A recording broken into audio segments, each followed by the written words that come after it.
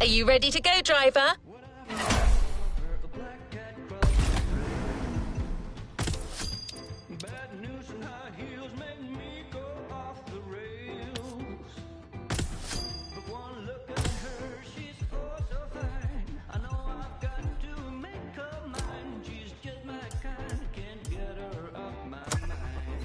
New challenges unlocked.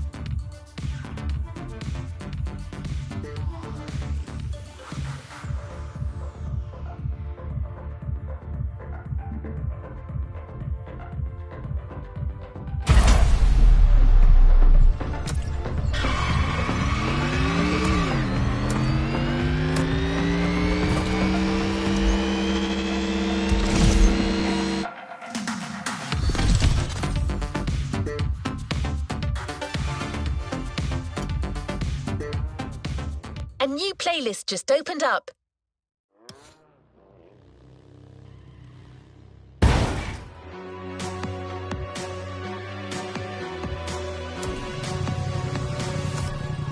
May I suggest an activity, driver?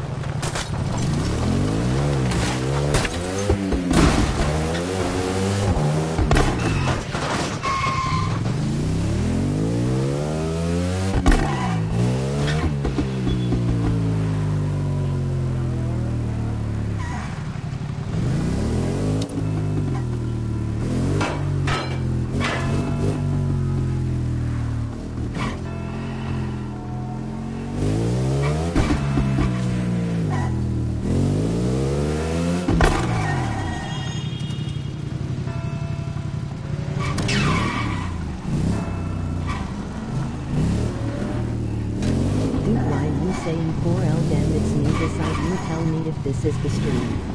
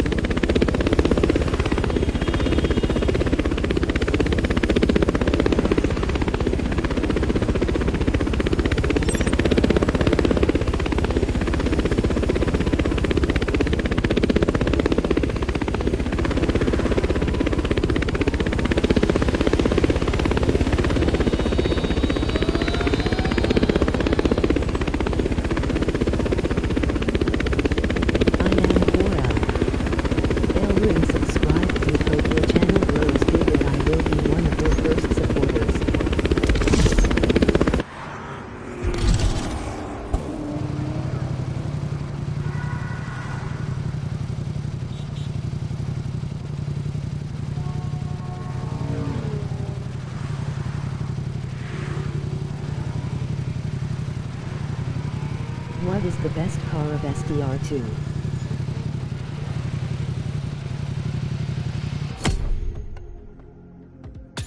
Add you on YouTube.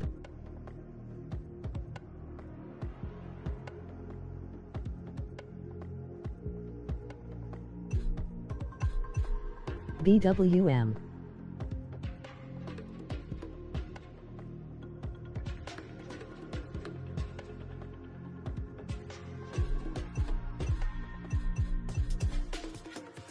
Hassan, please donate with me here.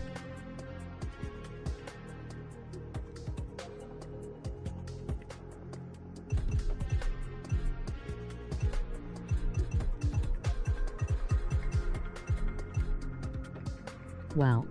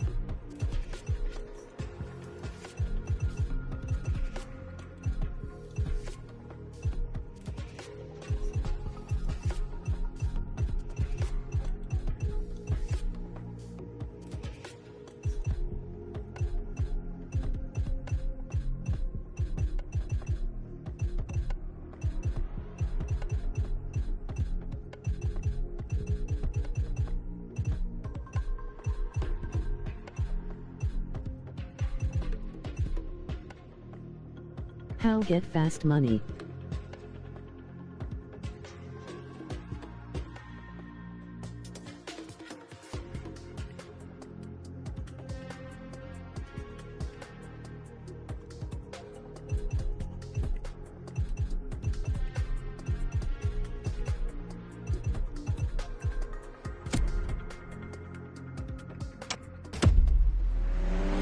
Going race playlist.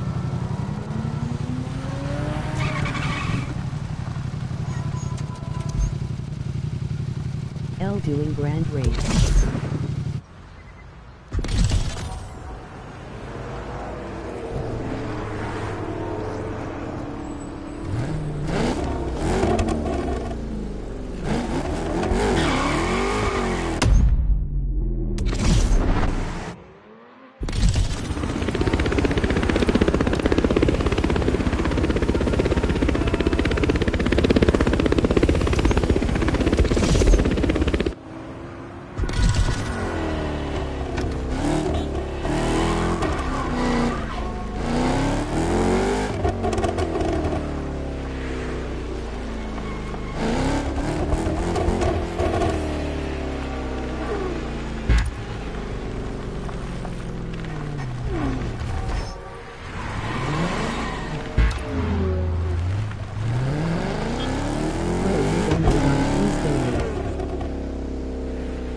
I donate you 5 RBX.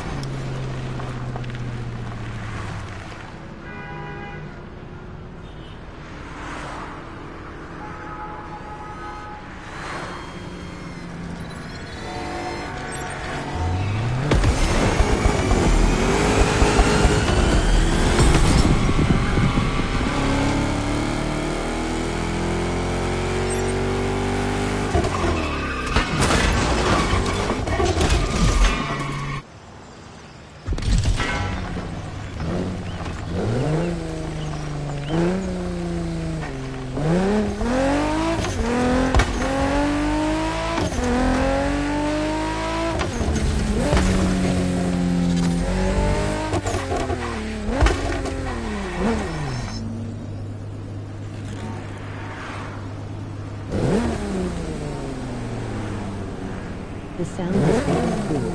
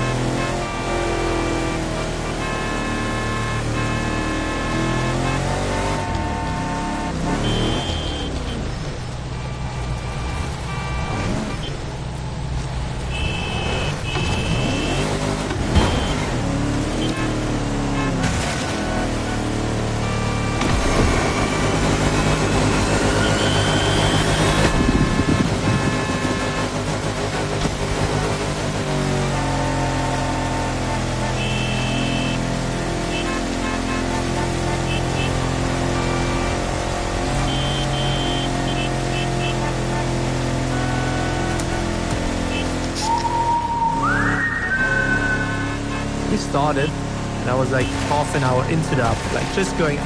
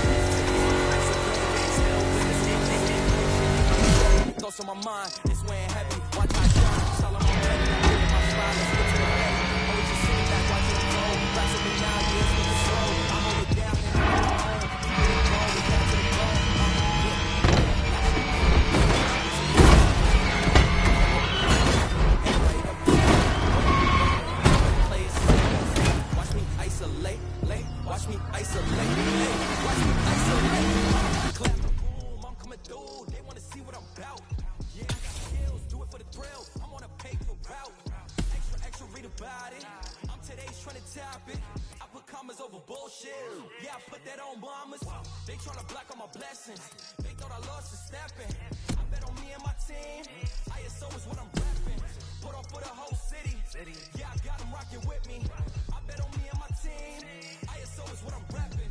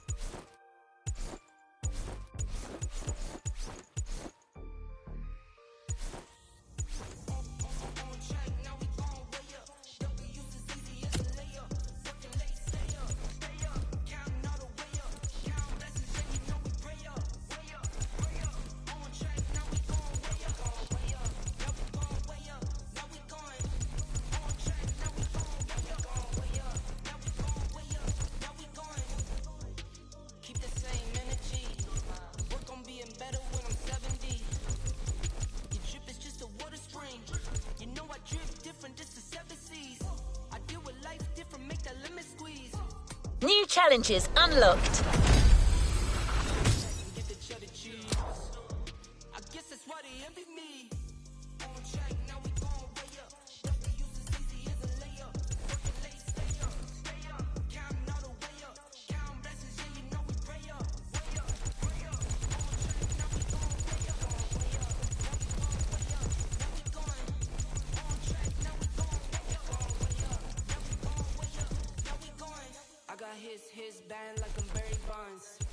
running through the money, but the money's long. I don't love it, but I need it, keep it coming on. Only friendly, me and friends, we don't get along. I put that on my name, that I put them on. Put myself on stage as they sing along. I might book a session, do 100 songs. I'ma let you hear them just to prove you wrong. On track, now we going way up. Don't get used to easy as a layup. Working late, stay up, stay up. Counting all the way up. Counting blessings, yeah, you know we pray up. Pray up, on track, now we going way up. Way up, now we going way up. Now we going on track, now we going way up. Way up, now we going way up. Now we going.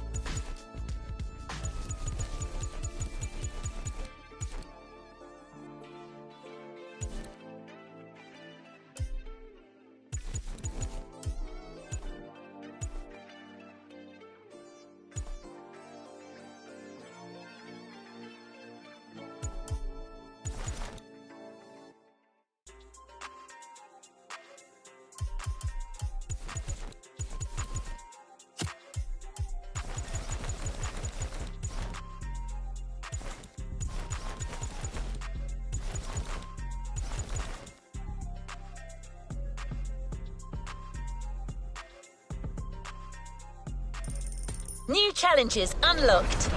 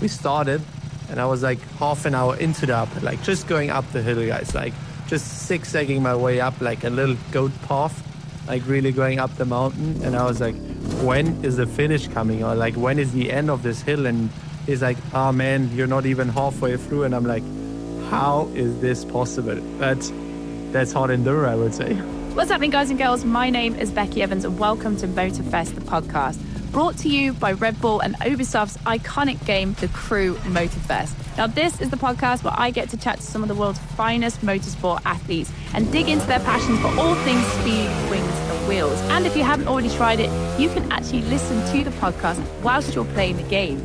Today, I'm going to be chatting with the professional motorcycle rider Manuel Lettenbichler. He's one of the very best in the world, and he's an absolute champion. Born and raised in southern Germany, where he's currently based, Manny has been competing for Red Bull Racing Factory since 2016, following in the footsteps of his father, Andreas Lettenbichler, who was a highly successful KTM racing athlete who was top 3 in the world. Manny got his first trial bike aged 5, and at age 16, he was the youngest rider to ever complete the Red Bull Scramble Hare race, which is a one-day race which is actually the most difficult in the world. He was Super Enduro Junior Champion in 2016, and since then he has brought home the Hard Enduro Championship 4 times. If you don't know what Hard Enduro is, this is a sport where you actually tackle the most extreme terrain. We're talking rocks, we're talking mountains, we're talking off-road in its most extreme version. In 2023, Manny made history by completing the first perfect season in the FIM Hard Enduro World Championship. Now, this is a feat that's only been completed by Manny and Max Verstappen in motorsport history today. So is it luck, talent, or is it a bit of both? Let's find out. Manny, welcome to the show. Thanks. Stoked to be here. So whereabouts in the world are you right now? Just in Salzburg right now in Austria. I'm actually spending a bit of time now at the performance center of Red Bull because I torn one ligament at the second last round of the World Championship, and trying to keep myself busy with something else than riding, let's say it like this way. It's been a while since I've seen you. I think the last time was, Goodwood in about 2018? Yes, Goodwood.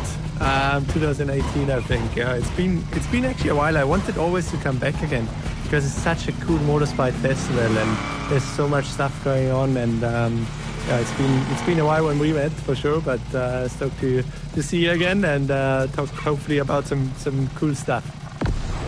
Let's jump right in. If you could be a car, a plane, a boat, or a motorbike, which would you be and why? I think like a plane probably, but like a cool plane, you know, maybe like a fighter plane or like a stunt plane could be pretty sick. I was like doing one flight one time with Red Bull, like in a stunt plane, and it was so cool. Like it was probably one of the best experiences I ever had. Because we just went like doing loopings, like all of these rows, like really jumped straight into it, and I even could fly the plane. So wow, yeah, it was quite a cool experience, and I think we're so used to the dirt and the ground that I think to be a plane, like being flying around wherever you want, I think is like a pretty cool idea to have in the head. Is that something that you've always been into? You know, like to go from riding bikes, getting into hard enduro, that's quite an extreme sport. Like, what made you get into it in the first place? Sure, over my dad. I got into the sport because at the end he used to be one of the best riders in hard enduro. But I more or less grew up with riding bikes, you know, like he always used to be this trials rider and hard enduro guy, and I got my first bike when I was 5, and from then on I was actually motivated at the beginning because we had like a big farm back home with like a couple of horses, as a kid, you know, you just want to be outside, hang out around with your friends, and then one day of like training on the motorbike, I did like a rock which was like 30 centimeter high, like more or less nothing, Becky. But it made me so excited to like push myself in the sport and like trying to get better at it. And after this, I was really like hyped up and like hooked into like riding dirt bikes. And yeah, a couple of years later, we're here, probably one of the best in the world, and talk about motorsport. So like pretty freaking excited. No, it's super cool. I mean, do you remember that first experience of completing maybe a trail or something like that, and you were like, you know what, this is what I'm born to do? Not at all. I think so many riders and like so many people already as a kid have this like, they ride and they're like, okay, one day I'm going to be a professional dirt bike rider or whatever. But me, literally until I was 16, I thought I maybe going to do completely something else. Maybe I'm going to be working on constructions or like a carpenter or like whatever. And then I really more or less found the passion and to say, hey, I want to do this when I finished Red Bull Brigadier back in like 2014, because I was one of the youngest finishers at this point, and for me was really like, okay, I could do something out of it. I could maybe be one of the best guys in the world. And then Red Bull came up to me and said, yeah, we're going to try to support you for a year. And first he went pretty good, became a Super Enduro Junior World Champion. And from then on, I was really like, okay, this could be a pretty cool living on like a pretty cool lifestyle, you know, like you more or less make your hobby to your job and you can just enjoy riding a dirt bike in the coolest, gnarliest terrain on earth. I mean, I think that really explains your personality when I first met you. It's not a case of like, I knew what I was going to do, I was going to go do this. You were like, yeah, give it a go, I was pretty good at it. And now we're just still cracking on. And we're winning some championships, we're doing some perfect seasons. And for the listeners out there, the Erzberg radio that he's talking about, let me tell you, as a hobbyist enduro rider, that is the hardest enduro in the world. When I watch the videos of it, I'm like, that looks like pain. You must get like halfway through it and like, why am I doing this? I think most of the people, they don't even get halfway through. I think like hard enduro, for all of you guys that are listening to it, it's just like short explain, like it's riding a dirt bike through the gnarliest terrain what you can find. So like you have to imagine like rocks which are like 2 meters high, like uphills which are like more sometimes than like 80 degrees steep, downhills where you like have to more or less push your bike down because it's like too steep to like ride it down. Like the good thing is gravity always brings you down, so it's like pretty nice, but like in the uphills it's like pretty difficult. But yeah, like Red Bull Radio is one of the hardest races in the world, and there's like 2,000 starters. At the end, it's like 500 videos going into the finals, and I think like average like 15 people make it. 15 people make it into the finish. Let's just rewind that one. After 4 hours, everybody is like who is into motorsport should come to Red Bull Brigadier for one day, just even just to see this festival vibe, because it's pretty cool.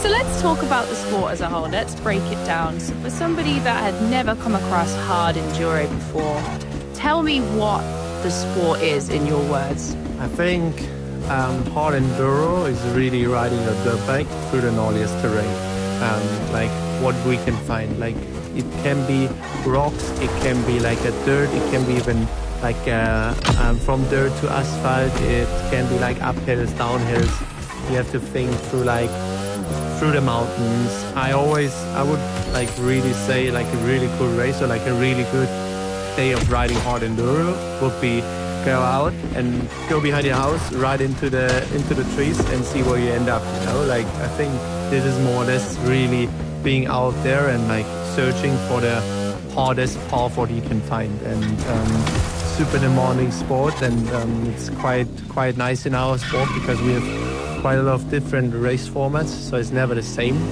at every race, which makes it a bit difficult maybe for the viewers and for the outside to understand sometimes. But for us as riders, it's maybe not too bad, because we can have a race which can be 2 hours long, but can have also a race which can be 5 days long, where we wake up every day at like 4 in the morning and you go out there, ride 8 hours on the day, you know? I think that's quite hectic and has a bit of this rally race format what we have out there. And for example, like Daniel Sanders and Luciani already maybe talking about this, and yeah, it's quite interesting, but it's a pretty cool sport. And if all of the viewers out there who have never watched it, definitely check it out on Red Bull TV, because it's a pretty cool vibe and a pretty cool paddock and like some good characters. And does the extremity of the terrain denote how long it is? So if something is really, really hard, would that be only a 2-hour race? Or if it was like maybe a little bit less extreme, it would be longer, like you said, an 8-hour day? Or is it all just really hard? Maybe all just really hard. I think it's different hard, you know, like you can have a race which can be 8 hours long and is maybe hard, but because the track isn't too hard, but it's just long. And then you can have like a 2 hours race, which can be so difficult to ride, and you really have to push your bike. You have to like really fight like for every little centimeters that you like move forward, and it can be also like super difficult and super hard on your body. But I think that what sometimes hard enduro is also about, you know, like it's already in the discipline's name. Like it's not only enduro, it's like hard enduro, and that's why I think every kind of riding situation can makes it hard, and it's never easy to compete and to ride it. So let's talk about how it's judged. Is it a case of first man who makes it over the line wins, or how is it judged? Most of the time like this way. So we have like starts, like we take Red Bull Brigadier, it's like 500 people on the start line, and the flag drops and they're all out, and first guy who's in the finish wins the day, or like wins the race. But then we have this rally formats where we are more basically having like the fastest time every day, so you could start 10th, finishing 5th, but still be the fastest guy on the day, and you can win the day. So it's a bit of different formats out there, but more or less the fastest guy or the first guy in the finish, like in every race, is the fastest rider of the day, and the fastest rider of the day for sure wins the race as well. So it's more or less in every other sport, you know, you can be the fastest guy or like the fastest racer, and you win your competition, and it's quite nice to have those formats. Yeah, it's so different to drifting. I mean, that's a completely judged sport where it's speed, style, line and angle, and it's just so different. It's down to a judge saying whether they liked how you did something, whereas this, it's purely a case of if you can make it to the end, then you deserve your trophy. Your trophy. And like sometimes I'm getting a bit like, I'm watching some drifting, for example, and I'm like, oh, that looks sick, you know, like that looks really sick. And then you see like the competitions, and you're like, I have no idea how they end up with this result, but probably he wins because you like made the sickest style and probably the best speed. But it's quite interesting to see it from the outside, you know. I think for me as like a core racer, to have like this kind of different race form, or like race formats more or less, there's like other disciplines or like other things where really decide who's going to be the winner of the day. I think it's super cool to see. Same thing with like freestyle motocross, like it's same thing, speed, style, and like I'm not sure, swag or something like this. Basically, but it's pretty interesting, and at the end the judges gonna make a pretty good job of this. It's not like other disciplines in motorsport where you have to have a license or you have to have completed X amount of other races before you can compete at this level. I could literally rock up with my bike and give it a go, right? Definitely. Like if you're keen and if you're excited enough to like sign up maybe for Red Bull Brigadier, for example, it could be super easy, you know. Like I think that's why our sport is so accessible also for everybody, because we for sure race like world championship races, but we also have like these amateur classes at some races, and at Earlsburg, like more or less everybody can show up and say, hey man, I saw this crazy race, I'm gonna sign up and gonna give it a go. And it's pretty cool to say this, because there's not a lot of motorsport sports out there who can really do this. So if I got a notion one Saturday afternoon, you could end up seeing me on a hard enduro course. Yeah, sure. Just open up a Red Bull, maybe thinking about it. Could be a really nice thought to do Red Bull Brigadier next year. You never know, maybe we're gonna see Becky Evans ripping around on Red Bull Brigadier. So we're talking about the vehicles. Let's talk about your current competition bike. It's the KTM 300 EXC. It's a two-stroke 300cc, and you describe it as, a light bike. It's aggressive, it's snappy, it's soft, way more than a four-stroke, for example. So for you guys out there, you're actually riding a two-stroke. What does that mean for the listeners who have never ridden a bike? I think for the listeners who have never ridden a bike, so it's like in motorsport, two-wheel side, there's like this four-strokes engine and this two-strokes engine, which is already probably the biggest differences.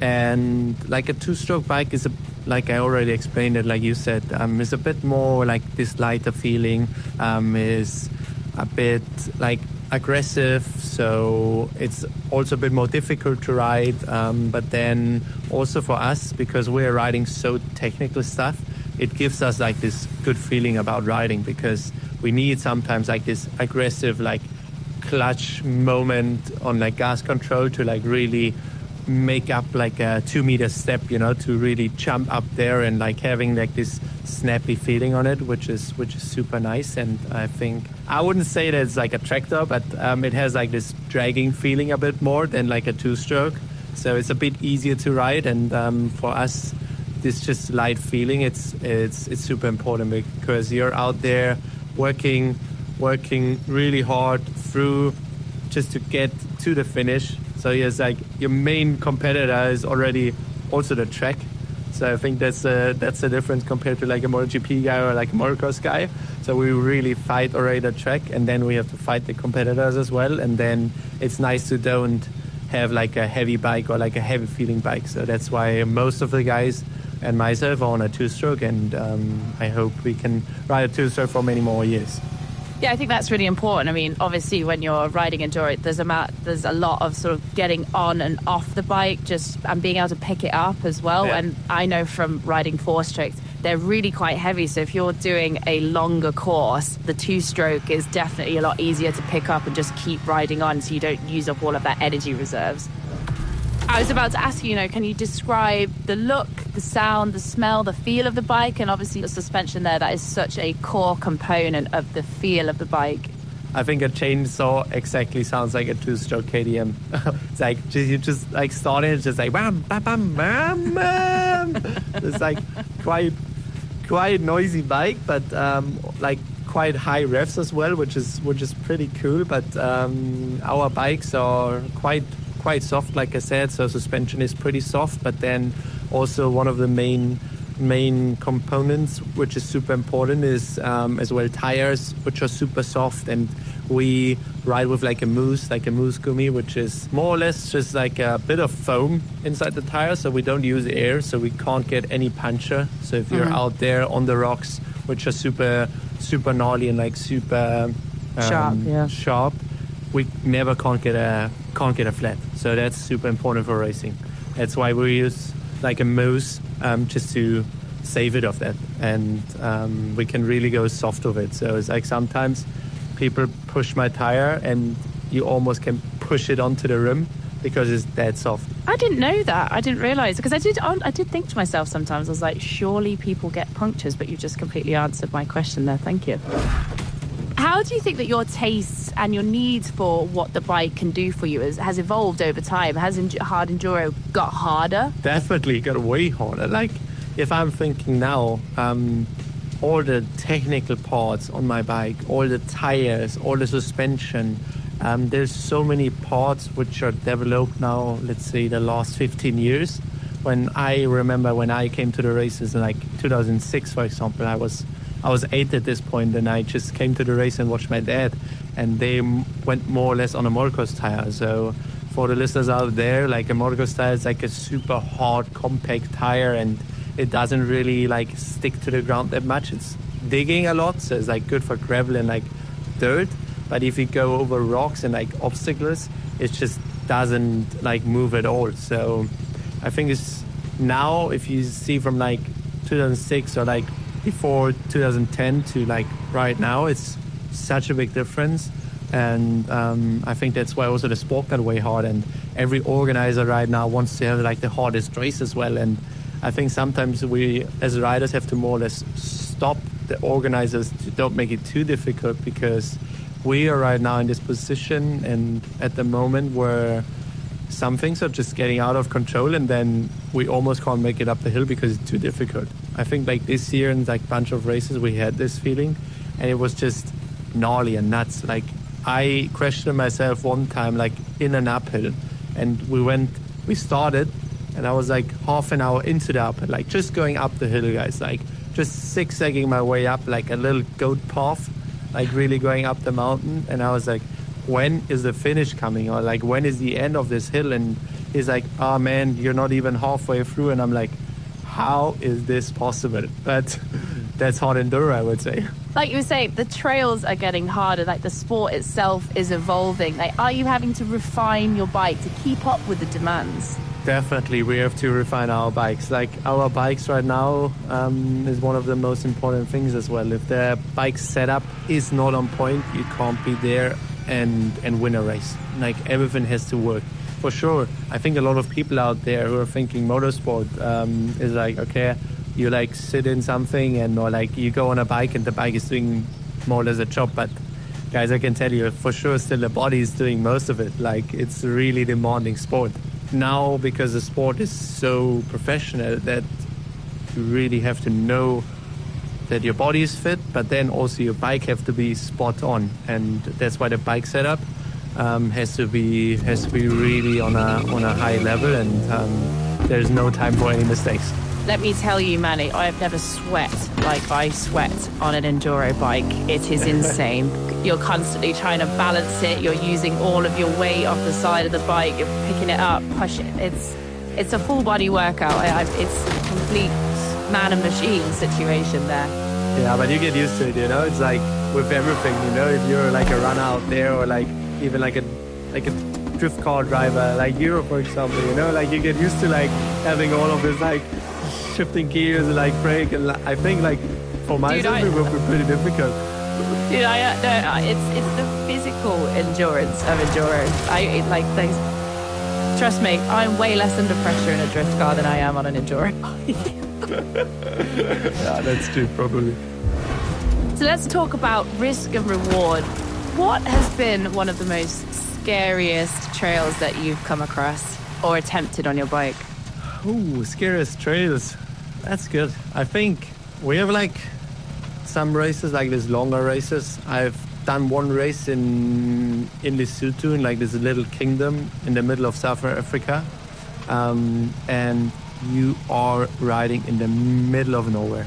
Like really, you're by your own, you're starting by your own, and you're like up in the mountains and there's nothing. Like it's such a, at the end it's like a cool feeling as well, but you also, okay, I don't want to get injured there. Like I really don't want to hurt myself there, because at the end you like maybe end up, maybe some local guys find me and they bring me to the helicopter or whatever, you know. But it's sometimes pretty scary if you have like this feeling of not knowing where you are, because you're in the middle of nowhere on the world. Which brings me nicely to my next question, which was, what does it mean to risk everything? Like, if you could sum it up in a few lines. Yeah, to risk everything, you really have to be aware that there is a lot of things which can go wrong.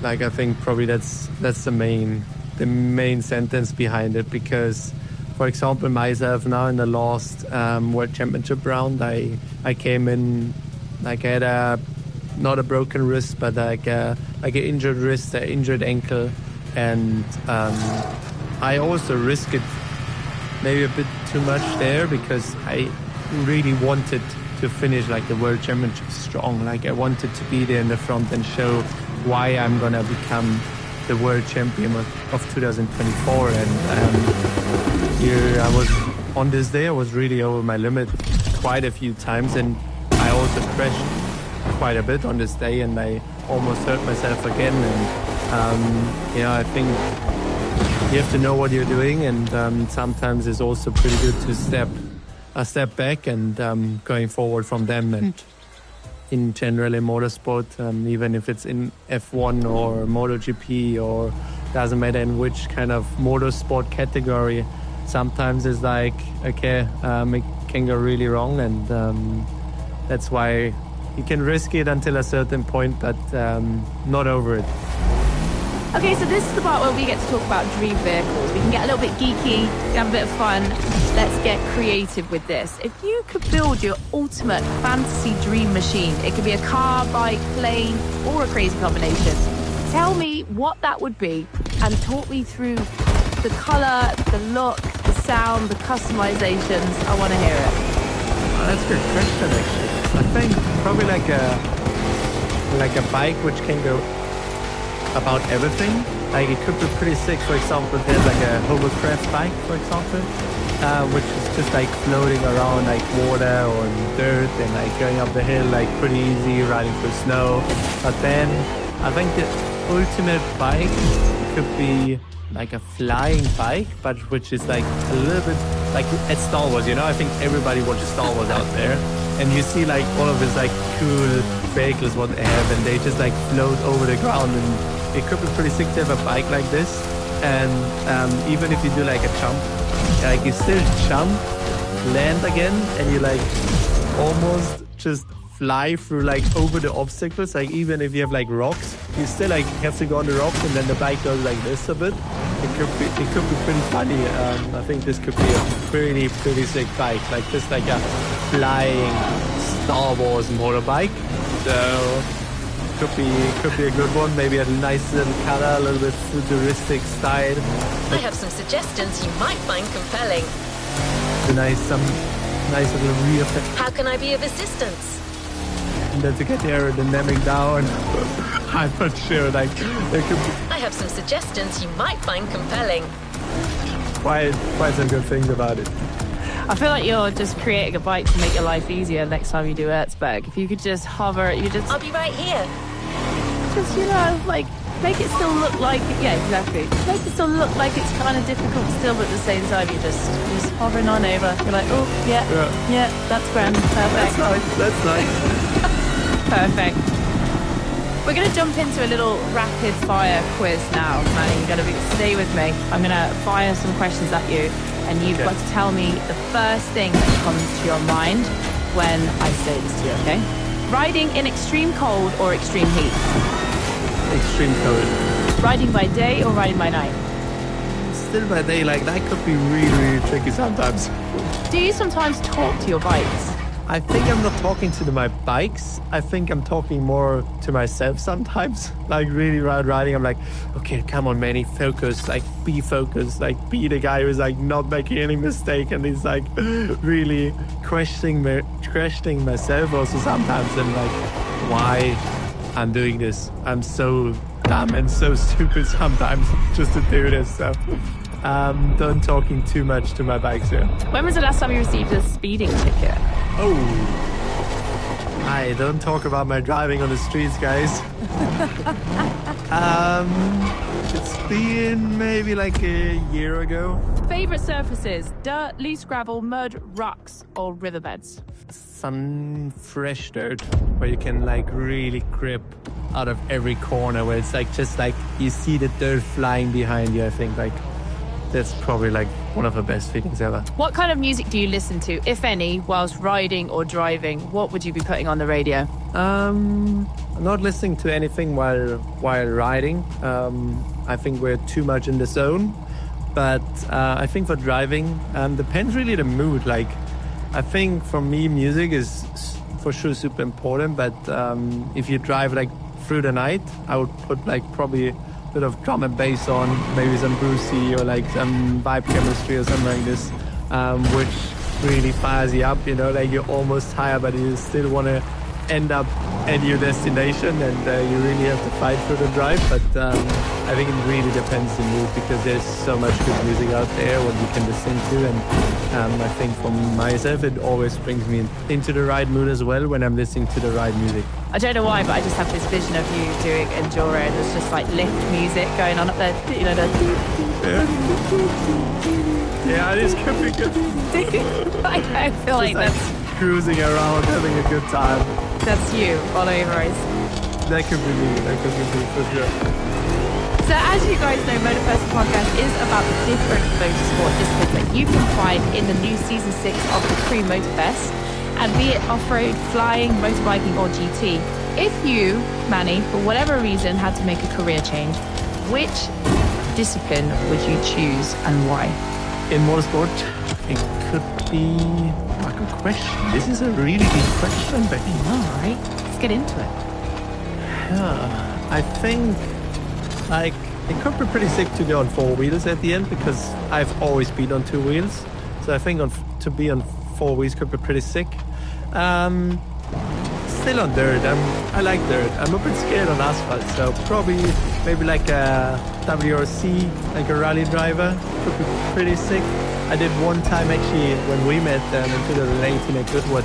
I was riding with Evans in his rally car, which was super sick. And I think like this experience really showed me how crazy these guys are out there. Yeah. But also how the car is just hooking, like it's just going, and like you almost think you can't make the corner. And for sure, you have to be a good driver also, but you'd like get into the into corner, and you're like, oh, we don't make it. I was like in the chair like this, like holding on to myself, and he just starts drifting, gets around the corner, and just flies out there. So yeah, this could be a pretty cool sport. Well, there you go, Red Bull. You heard it here first. Let's get Manny into a WRC car. Yeah.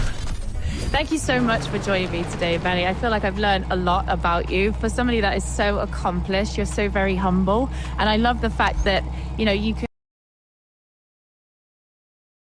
races. Well, let's give it a go. Let's see what happens. And now you're sitting in a position that you're arguably one of the best riders in the world, and it's brilliant to see. It's a lot of talent, and it's also a lot of skill. So it's incredible to get to chat to you on MotorFest, the podcast today. Thanks. Thank you. That was pretty cool. I think for everybody who's out there who's loving motorsport, you should definitely check out our sport because it's pretty cool. But I just love motorsport, and I hope we can make motorsport even bigger. I absolutely love chatting to Manny today. It's so interesting when you get to talk to someone that does something so extreme but can be so placid when he's actually off the bike. I love his tenacity to be able to just jump on, challenge himself and complete these races. You don't understand the effort and the actual skill it takes to tackle these terrains. He's somebody that has a long career ahead of him in this sport because he's got the right attitude for it, and he's just an absolute champion. Well, that's it for today's episode of MotorFest, the podcast. I'm Becky Evans, and you can find this podcast on all of your audio platforms, or you can check it out on YouTube. You can just type in my name, Becky with a Y, and you can binge the rest of the episodes. And also, you can listen to parts of the podcast whilst you're playing the game. That's the Crew MotorFest. Make sure you check out all of our other episodes, and we'll see you guys very, very soon.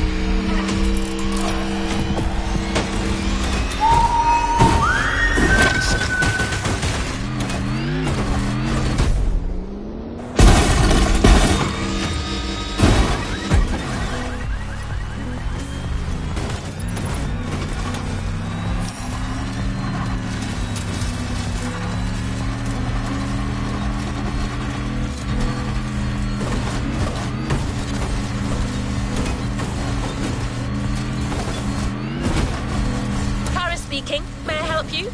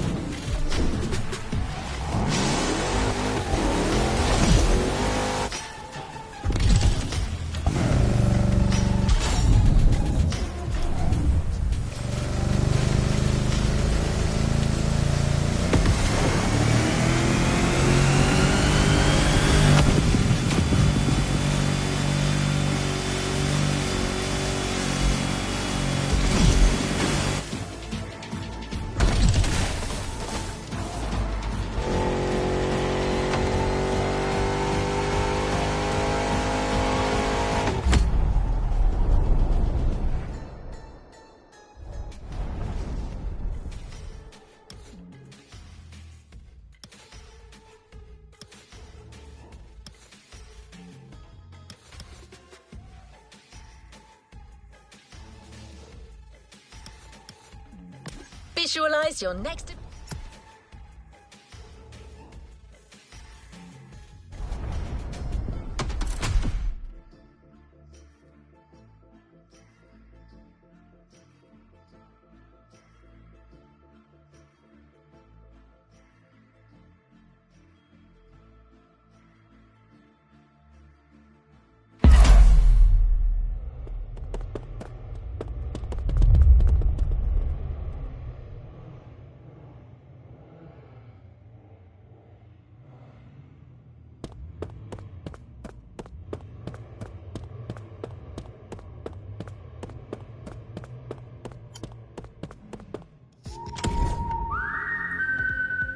I would say I use like a jet, you know, like you can see the fire from the exhaust, like full time.